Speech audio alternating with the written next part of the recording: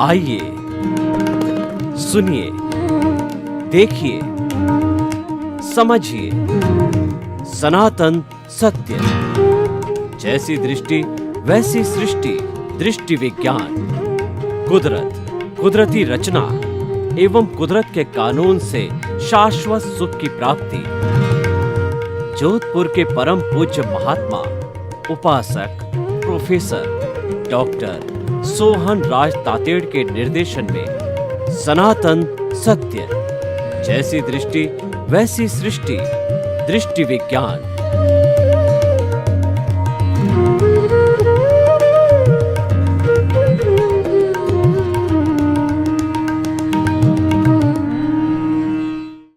भाई और बहनों, मातृशक्ति को नमन। आज का हमारा अति उत्तम विषय जो चलता है उसको नमन। बहुत ही सुंदर विषय है कि उसको नमन करना चाहिए जो नियमित रूप से गति करता है। और ये प्राय मनुष्य के लिए, मानव के लिए कहा गया है, क्योंकि मानव इस सृष्टि का विशिष्ट प्राणी है। मानव पूर्ण इंद्रियों वाला है। मानव के पास के अंदर डेवलप्ड मन, डेवलप्ड बुद्धि, डेवलप्ड चित्त, डेवलप्ड अहंकार भी है और डेवलप्ड इंद्रियां भी है और काफ़ी हद तक डेवलप्ड आत्मा, चित्त वगैरह भी है। पूर्ण रूप से डेवलप्ड जो इस सृष्टि का प्राणी है वह मनुष्य है। अगर वह अपने इन सब कंपोनेंट्स का भरपूर उपयोग करे तो वो बहुत बड़ा परोपकार कर सकता है, मानवता की सेवा कर सकता है, संसार की सेवा कर सकता है और वह जगत कल्याण, लोक कल्याण कर सकता है। तो चलता है उसको नमन का मतलब गतिशील होना चाहिए। देखिए, जो पानी झरने से या बरसात से चल के आता है और तालाब के अंदर इकट्ठा हो जाता है तो कुछ समय के बाद वह पानी जो है गंदा हो जाता है और नदी बहती रहती, गंगा नदी बहती है, उसके अंदर कई अशुद्धियाँ भी डालते हैं, लेकिन क्योंकि वो पानी प्रवाहमान है इसीलिए वह पानी हमेशा शुद्ध रहता है, गंगा जल रहता है। और ऐसा बताया जाता है जब व्यक्ति की मृत्यु होने वाली होती है तो उसको गंगा जल पिलाना चाहिए, उससे उसकी गति अच्छी होती है। तो भाई और बहनों, चलने वाले को नमन है। साधु के लिए कहा गया है कि साधु तो रमता भला जैसे बहता पानी। जैसे पानी झरने से बह करके, नदी से बह करके आगे जाके समुद्र में गिरता है तो ऐसा बहता हुआ पानी निर्मल रहता है। साधु भी जो गति करता रहता है तो वो एक जगह टिक के नहीं रहने से उसके कोई तरह का राग द्वेष पैदा नहीं होता है। और साधु का लक्ष्य होता है कि राग द्वेष को संपूर्ण नष्ट करके, राग द्वेष अज्ञान है, उस अज्ञान को संपूर्ण इरेज करके, नष्ट करके जो है, और प्रतिष्ठित आत्मा को समाप्त करके, मन को समाप्त करके, राग द्वेष रूपी जो अज्ञान है, जो कि हमारा कर्म शरीर है, कॉजल बॉडी है, वो लिंग शरीर है, उसको समाप्त करके वह सिद्ध, बुद्ध और मुक्त बनना चाहता है। यह उसका लक्ष्य है। उसके लिए शर्त यह है कि वो लगातार विहार करता रहे।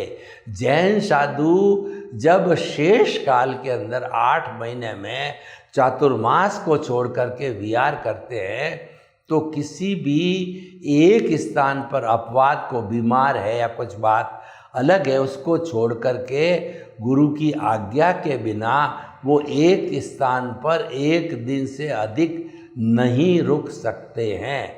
ये प्रावधान किया गया है। और जो चातुर्मास लगता है श्रावणवदी एकम से कार्तिक शुद्धि पूनम तक का जो 4 महीने का पीरियड होता है, इस पीरियड के अंदर जीव जंतु असंख्य तरह के नए नए समूर्छम जीव पैदा होते हैं और इस कारण साधु को हिंसा लगती है। तो इसीलिए भगवान महावीर ने यह व्यवस्था बनाई कि हर जैन साधु चातुर्मास में एक स्थान पर रुक के रहे, धर्म ध्यान करे और लोगों को ज्ञान बांटे ताकि उसकी कम से कम हिंसा हो।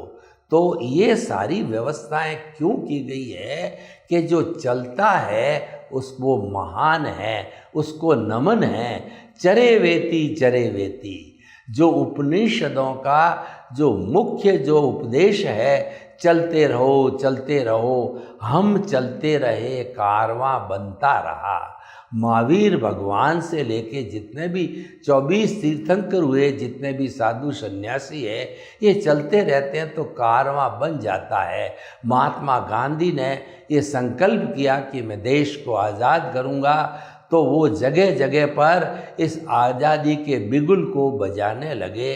तो उनके साथ में लाखों करोड़ों पैर और लाखों करोड़ों हाथ जुड़ गए, पांव उनके सहयोगी हो गए और हाथ उनके काम करने वाले हो गए।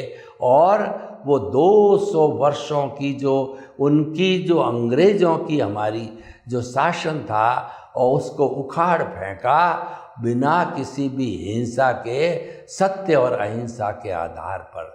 तो भाई और बहनों, जो चलता है उसको नमन है, जो एक जगह स्थिर हो जाता है उसको कोई नमन नहीं करता है। सूर्य है, प्रातः उगता है और फिर वो धीरे धीरे दोपहर को चरम ताप के ऊपर आ जाता है।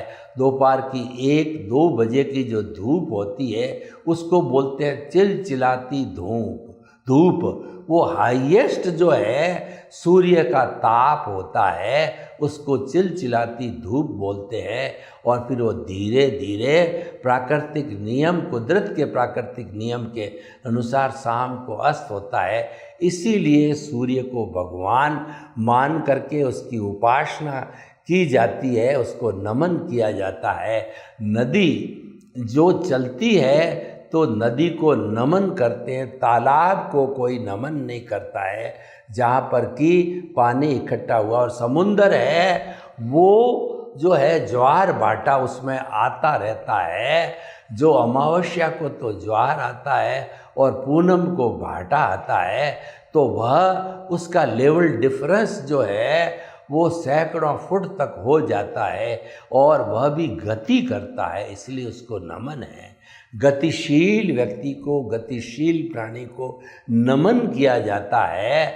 और जैसे घोड़ा है तो एक स्थान से जो है वो चल कर के, और पुराने ज़माने में जो घोड़ा ही मुख्य साधन हुआ करता था, तो वह अपने जो ऊपर व्यक्ति बैठा रहता था उसको सैकड़ों किलोमीटर तक यात्रा करा देता था, क्योंकि उस समय में तेज चलने वाला वाहन घोड़ा था, बाकी धीरे चलने वाली बैलगाड़ी वगैरह ट्रांसपोर्ट के लिए हुआ करती थी। और व्यक्ति के जाने के लिए सबसे बड़ा वाहन, तेज वाहन घोड़ा है। इसलिए घोड़े की पावर, हार्स पावर बोलते हैं उसको, जो बिजली नापी जाती है वो हार्स पावर के अनुसार नापी जाती है। घोड़ा बहुत पावरफुल होता है। तो भाई और बहनों, सब बातों को कहने का अर्थ ये है कि जो चलता है वो नमन है। ये बात तो हमने सब व्यवहार जगत की सारी बातें की है, लेकिन व्यवहार जगत ही सब कुछ नहीं है। हमारे एक भीतर का निश्चय जगत भी है। निश्चय जगत से व्यवहार जगत चलता है।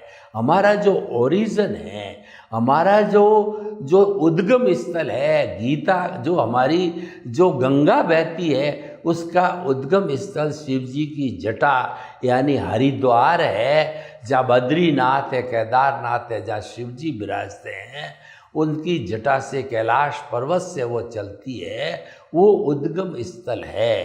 तो उसी तरीके से हमारा जो भीतर का जगत है वो हमारा उद्गम स्थल है, भीतर बाहर वाले को नियंत्रण करता है, क्योंकि भीतर सूक्ष्म है और बाहर का जगत स्थूल है। ये जो शरीर मिला है वो हमारे भीतर विराजमान कारण शरीर, कार्मण शरीर, कॉजल बॉडी, लिंग शरीर अज्ञानता के कारण, उसके कॉज के कारण ये शरीर पिछले जन्म के कर्म के भुगतान के लिए मिला है। तो हमें निश्चय जगत को समझे बिना व्यवहार जगत को हम नहीं समझ सकते हैं, व्यवहार शुद्धि नहीं कर सकते हैं।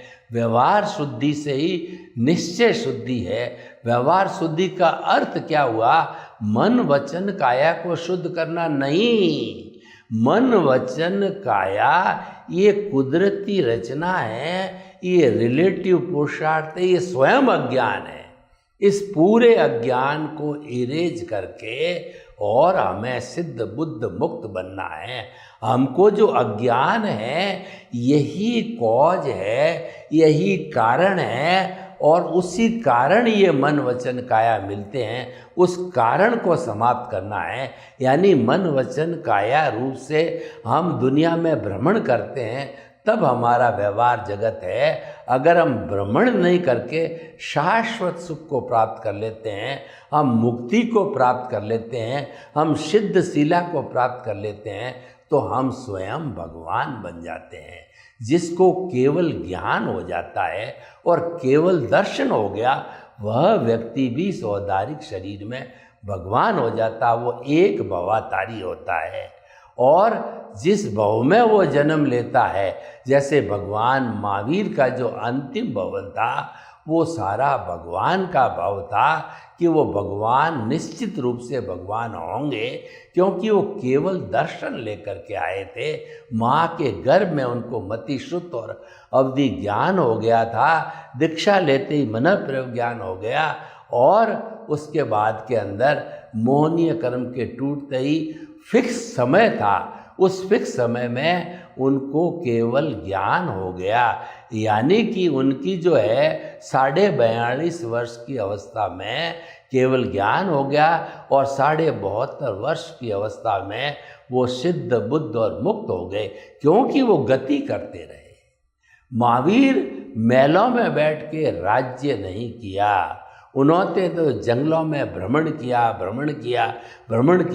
किया। उन्होंने जो है वो 30 वर्ष की उम्र से भ्रमण करके 72.5 वर्ष, इसका अर्थ हो गया 42.5 साल भ्रमण करके, और हमारे को उपदेश दिया, जो कि उनके गणधरों ने जो है गुम्फित किया। और वो 14 पूर्व का ज्ञान उन गणधरों ने अपने मस्तिष्क में रखा। भगवान की वाणी को धीरे धीरे 14 पूर्व से 10 पूर्व काल बदला, चौथे से 5वां आ रहा हुआ। ज्यों ज्यों ज्ञान की विस्मृति होने लग गई, तो धीरे धीरे अंतिम समय में जो है एक जो कहना चाहिए पूर्व का ज्ञान रह गया। देवर्षि गणी उन्होंने पूरे समाज को बुलाया कि अब ज्ञान लुप्त हो रहा है, मेरे पास में एक जो है पूर्व का ही ज्ञान है, उसको लिपिबद्ध किया गया, और उससे आज श्वेतांबर के 32 आगम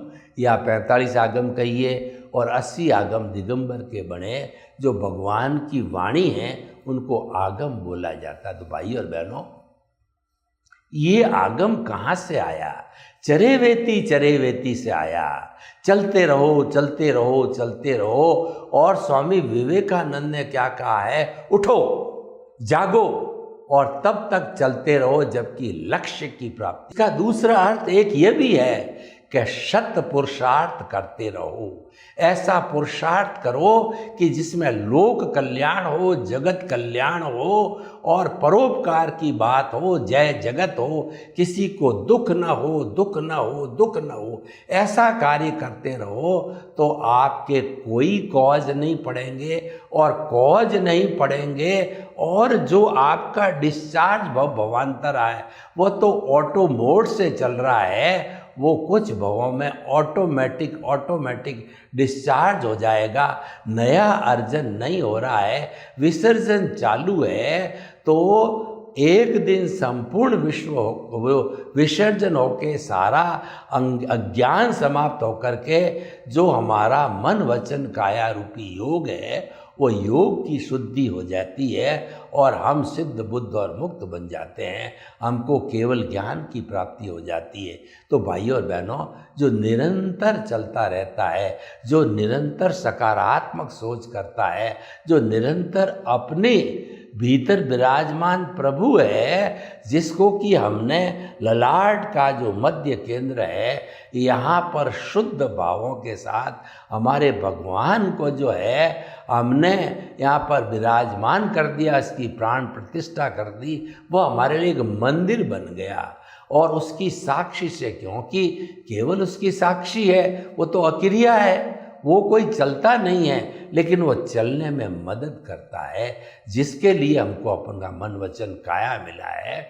इस माध्यम से हम चलते चलते हमारा जो दृष्टि विज्ञान है, उस दृष्टि विज्ञान भी मस्तिष्क के अंदर है, लेकिन वो भाव जगत से जुड़ा हुआ है। और हमारा उदय प्रारब्ध है, ये द्रव्य जगत से जुड़ा हुआ है, जो कि ऑटो मोड से चलता है। और जो भाव जगत है उस पर केवल प्रभु का नियंत्रण है, उस पर कुदरत का कोई नियंत्रण नहीं है। और हमारा जो व्यवहार जगत है, उदय प्रारब्ध है, वह सब कुदरत के अधीन है। कुदरत ही उसकी माँ है, संचालक है। कुदरत ही उसकी जो है कहना चाहिए कि क्रिएटर ऑपरेटर डिस्ट्रॉयर करना चाहिए, जनरेटर ऑपरेटर डिस्ट्रॉयर करें, यानी वो गॉड।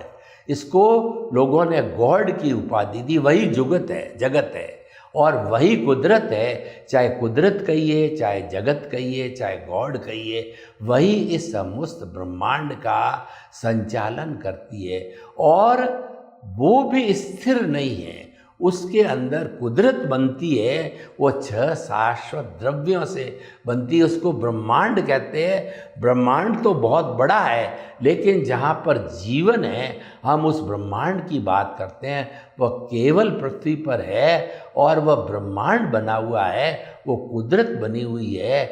6 तत्व, वो ये चेतन, अचेतन, रेस्ट, मोशन, टाइम और स्पेस, ये शाश्वत द्रव्य है।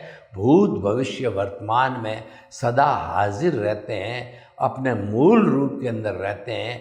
ये शाश्वत है, ये इटर्नल है। लेकिन अवस्था रूप में, ये द्रव्य रूप में शाश्वत है, अवस्था रूप में बदलते हैं। क्यों बदलते हैं? कि ये जो संसार है वह चलता रहता है। इसीलिए इस संसार को महान इसीलिए कहा गया है कि ये चलता रहता है, परिवर्तनशील है। जो संचरण करता है उसे संसार कहते हैं। तो हमारी कुदरत के 6 कंपोनेंट बदलते रहते हैं, उसको कुदरती रचना कहते हैं। और उसको व्यवस्थित शक्ति कहते हैं। वह व्यवस्थित शक्ति जो है हमारे इंडिविजुअल पे लागू होती है, तो उसके वो द्रव्य क्षेत्र काल भाव के अनुसार हमारे कर्मों का भुगतान कराती है। और वो भुगतान करने से ही अवस्था बदलती रहती है। अवस्था मतलब परिवर्तनशील, वो जड़ है, वो जाने के लिए आ रही है। अवस्था जा रही है और दुख जा रहा है, सुख जा रहा है। ये रहने के लिए नहीं आया है, ये मात्र जाने के लिए आया है। तो हम इसको स्थायी नहीं समझ सकते। ये प्योरली टेम्परेरी है, ये बदलता रहता है। तो भाइयों और बहनों, जो संचरणशील है, जो चलता है, वो महान है, उसी को नमन किया जाता है। जो चलता है उसको नमन करते हैं, क्योंकि वो गतिशीलता है। गतिशील व्यक्ति होता है वो पुरुषार्थी होता है। और स्थिर कौन होता है? जो सोया रहता है, तंद्रा में, निद्रा में कुंभकर्ण की तरह सोया रहता है। वो कोई प्रवृत्ति नहीं करता, न तो व्यवहार जगत की करता है, न निश्चय जगत की करता है। निश्चय जगत में केवल दृष्टि विज्ञान में फिट करके अपनी आत्मा को केंद्र में रख करके और हमारे को सम्यक ज्ञान सम्यक दर्शन मिल जाते हैं, उसकी एप्लीकेशन संयोग में करनी है। जो भी संयोग आते हैं वो मन वचन काया का उदय और प्रारब्ध है, वो हमारे पिछले जन्म का द्रव्य कर्म है, पिछले जन्म का हमारी स्क्रिप्ट है, हमारी फिल्म है, मन वचन काया की बैटरियां हैं जो कि डिस्चार्ज होती है, हर क्षण बदलती रहती है, उसको अवस्था कहते हैं। उसके अंदर सम्यक ज्ञान दर्शन की एप्लीकेशन करना। मिथ्या ज्ञान मिथ्या दर्शन तो वो हमारा अज्ञान मन वचन काया है ही है, इसीलिए उसको रिलेटिव पुरुषार्थ कहा गया है। देखिए, एक हो जाता है अज्ञान, एक होता है ज्ञान, एक होता है विज्ञान। जो हमारे दृष्टि विज्ञान में फिट होता है वह दोनों फिट होते हैं, सम्यक ज्ञान सम्यक दर्शन, मिथ्या ज्ञान मिथ्या दर्शन। और मोहनीय कर्म तो जब सम्यक ज्ञान तब होगा या सम्यक दर्शन तब होगा जब हमारे अनंतानुबंधी कषाय को भस्मीभूत नहीं किया जाएगा। उसके लिए गुरु की आवश्यकता होती है और हमारा पुण्योदय, गुरु का पुण्योदय, हम निमित्त बनते हैं, गुरु हमारे पास निमित्त बनते हैं। इन सब संजोगों के अधीन हैं। वह अपने अतिशय के साथ हमारे से एक MOU कराता है। वो ज्ञान सुपात्र ज्ञान देता है, कुपात्र को नहीं देता है। सुपात्र ही कहता है गुरु को, कुपात्र कहता ही नहीं है। वो गुरु को कहता है कि जो है हमारा द्रव्य कर्म, भाव कर्म, नो कर्म, मन वचन काया तथा मेरे नाम की सब माया प्रकट ज्ञानी पुरुष के चरणों में समर्पित करता हूँ। भक्ति मार्ग को हम अपनाते हैं और वो देखते हैं कि अपनी प्रज्ञा से देखते हैं कि ये जो है वो आगे जगत का कल्याण करेगा, अपना खुद का कल्याण करेगा, ये सुपात्र है। तब वो संजोग के अधीन हमको ज्ञान देता है। ज्ञान देने से हमारी ऑनरशिप, डूअरशिप, ब्लेम, क्लेम, भय, भीख सब उसमें भस्मीभूत हो जाते हैं अनंतानुबंधी कषाय में, और हमारा स्थान बदल जाता है। सबसे बड़ी बात है, बहिर आत्मा से हम अंतर आत्मा बन जाते हैं। अंतर आत्मा का अर्थ हो गया कि हमारे भीतर जो परमात्मा है वो हमें पाना है, शुद्ध आत्मा को। तो ये अंतर आत्मा का, प्रतिष्ठित आत्मा का पद हमको मिल जाता है। ये पुरुषार्थ करने वाली है। ये मिथ्या ज्ञान मिथ्या दर्शन की एप्लीकेशन को भी पुरुषार्थ करती है, सम्यक ज्ञान सम्यक दर्शन की एप्लीकेशन को भी वो जो है वो पुरुषार्थ करती है।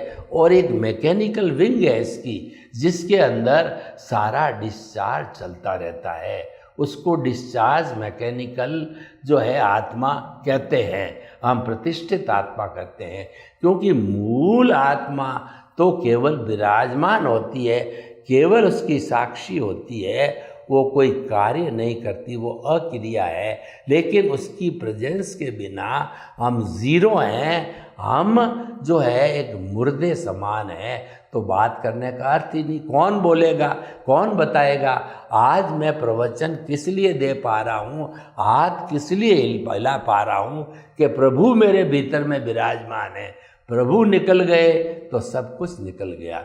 इसीलिए हम आपको कहना चाहते हैं कि जो आज का हमारा विषय है कि जो चलता है उसको नमन है। इसका अर्थ ही हुआ, चाहे व्यवहार जगत हो, चाहे निश्चय जगत हो, चाहे लौकिक जीवन हो, चाहे पारलौकिक जीवन हो, दोनों जीवन में आप गतिशील रहो। जो मुख्य जो जिसको स्थान मिलता है, तवज्जा मिलती है, नमन किया जाता है, वह गतिशीलता को नमन किया जाता है। जो पत्थर भी स्थिर होते हैं और बहुत सा जड़ पदार्थ जो कई वर्षों तक स्थिर रहता है उसको कोई नमन नहीं करता है, लेकिन बहता पानी है, चलता साधु है और चलता हुआ कोई भी साधक है उसको नमन किया जाता है।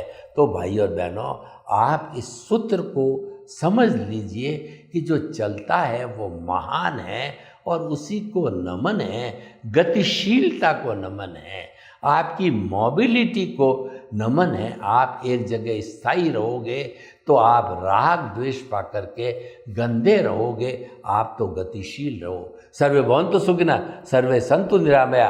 लोग के जीवों को सुख मिले, शांति मिले, आनंद मिले, प्रेम मिले, सौहार्द मिले और हम सब गतिशील बन करके समाज के उपयोगी बने। आपके प्रति मंगल भावना हो।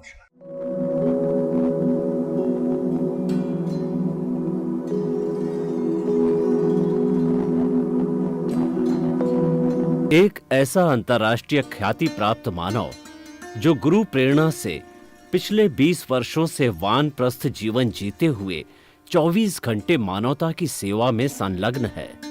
एक ऐसा मानव जो अभी राष्ट्रीय, अंतर्राष्ट्रीय टीवी चैनलों पर 7,500 एपिसोड के माध्यम से सनातन सत्य, आत्मविज्ञान एवं पुनरुत्थान, व्यवहार एवं निश्चय जगत के जीवनोपयोगी विषयों पर हृदय स्पर्शी प्रवचन कर चुका है।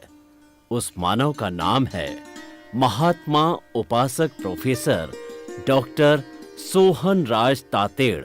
प्रोफेसर तातेड़ द्वारा योग, दर्शन, शिक्षा विषयों पर रचित पीएचडी स्तर के 250 शोध ग्रंथ भारत के 100 प्रतिष्ठित विश्वविद्यालयों में शोधार्थी पढ़ रहे हैं तथा वे सभी शोध ग्रंथ वहां की सेंट्रल लाइब्रेरियों में उपलब्ध हैं।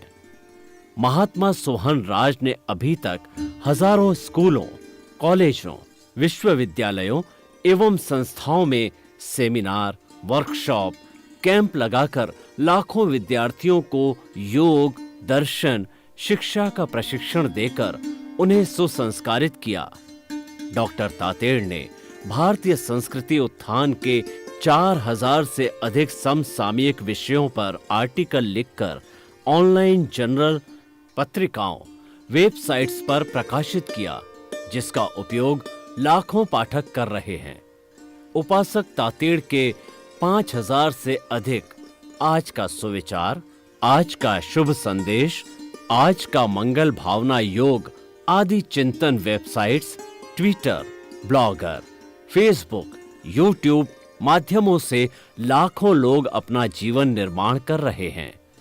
मानवता के मसीहा ऐसे महामानव महात्मा सोहन राज तातेड़ के प्रोफाइल को अभी तक विश्व के 20 लाख दर्शक यूट्यूब पर, 12 लाख गूगल पर एवं लाखों दर्शक फेसबुक, ब्लॉगर, ट्विटर और इंस्टाग्राम पर देख चुके हैं।